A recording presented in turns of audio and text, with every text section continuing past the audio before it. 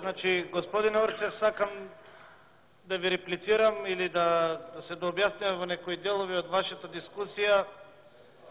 Значи, прво, мислев дека вие како пратеник и како човек кој што на оваа функција пратеник дојдете од функцијата директор на комунално предпријатие, каде што секојдневно се соочувавте со кражби на метални шахти и така натаму низ улиците во Струмица и околината, каде што од таквите кражби излегува милиони проблеми и десетица скршеници.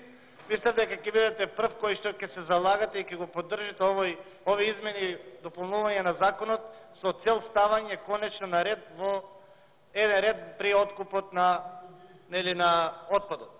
Меѓутоа, како што и вчера гласавте против законот за возила со кои што се легализираат тракторите, иако цело време велевте дека го поддржувате истиот закон, ќе ни се случи веројатно и оваа денеска, меѓутоа тоа зборува за вашата политичка партија и нејзината конзистентност, а не за нас. Исто така сакам да ви кажем една работа, не е добро овде да манипулирате со одредени ваши фикции, предпоставки дека што би се случило кога инспекторот не би го известил терминал. На крајот на краиштата тој е државен инспектор кој што има надреден над него, и ако било кој инспектор, дали е тоа финансов инспектор, дали е инспектор по екологија, храна и така натаму, доколку не си ја обавува задачата за која што зима пари од граѓаните на Република Македонија, си има одредени санкции. И мислам дека не е добро уште од старт, пред да се донесат дополнувањата на законот, овде да се манипулира со фактот дека можно е заради неажурноста на инспекторот да би дошло до неизвезување на одреден метален отпад од страна на некој правен субјект. Иако и сега, пред било кој извоз, вие треба да имате одреден формулар кој што се пополнува. Ако е храна, треба да добиете согласност од дирекција за храна за исправноста на одреден производ.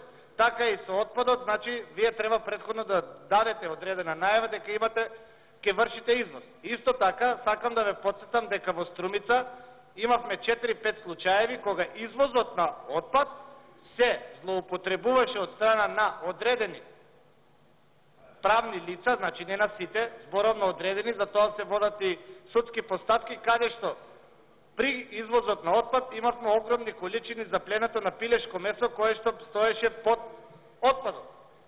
Дел од ваквите измени одат и во таа насока, значи да не се злоупотребува извозот на отпад за да се криумчарат други производи.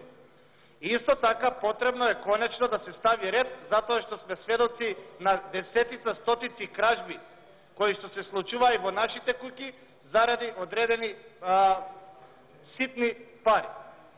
И затоа мислам дека треба сите заедно да ја поддржиме ова измена и да се стави конечно ред во тој дел.